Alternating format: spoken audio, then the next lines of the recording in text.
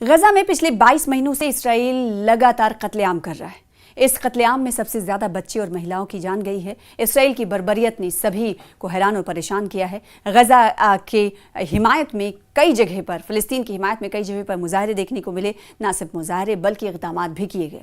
गजा के हालात देखकर दुनिया के नेताओं और लोगों का दिल पिघल गया।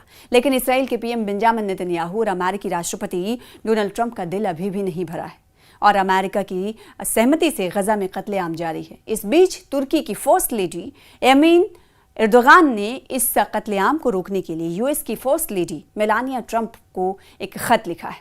एमीन एर्दोगान ने मेलानिया ट्रंप को एक जज्बाती खत लिखा है और इस जज्बाती खत को लिखते हुए गजा के बच्चों की हालात पर ध्यान देने की अपील की है।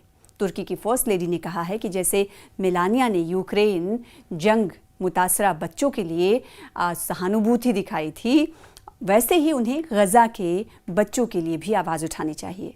एर्दोगान ने अपने खत में लिखा कि मेलानिया ट्रंप ने यूक्रेन जंग के दौरान रूस के राष्ट्रपति व्लादिमीर पुतिन को एक खत लिखकर बच्चों की सिक्योरिटी और उनके मुस्तकबिल की फिक्र जताई थी। उस खत में दिखाई गई जो संवेदनशीलता थी, उन्होंने पूरी दुनिया को प्रभावित किया था, मुतासिर किया था।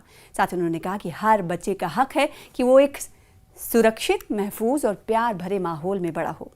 ये हक किसी मजहब, जात या इलाके तक महदूद नहीं होना चाहिए। वो लिखती हैं, एर्दोगान ने तर्क दिया इस लेटर में, इस खत में, कि गजा के हालात यूक्रेन से कहीं ज़्यादा खौफनाक हैं। उनके मुताबिक यूक्रेन में जहां 6 साल में तकरीबन 648 बच्चों की मौत हुई है, तो वहीं गजा में सिर्फ 2 साल के अंदर 18,000 बच्चों समेत 62,000 से ज़्यादा लोग मारे जा चुके हैं। खत में एर्दोगान ने गजा के हालात को बेहद जज्बाती ढंग से पेश किया है। उन्होंने कहा कि पहले सैनिक जो थे, जवान शब्द शहीद, लफ्ज़ शहीद हुए उन सैनिकों के लिए इस्तेमाल किया जाता था जिनकी पहचान नहीं हो सकी थी, लेकिन अब गजा में हज़ारों बच्चों को बच्चे के नाम से, अज्ञात बच्चे के नाम से दफनाया जा रहा है। उन्होंने लिखा कि ये लफ्ज़ हमारी रूह को झकझोर देता है। इन मासूमों के लाश पर नाम तक नहीं लिखे जा सकते, पीछे कोई अपना भी नहीं बचा है जो उनकी पहचान बचा सके।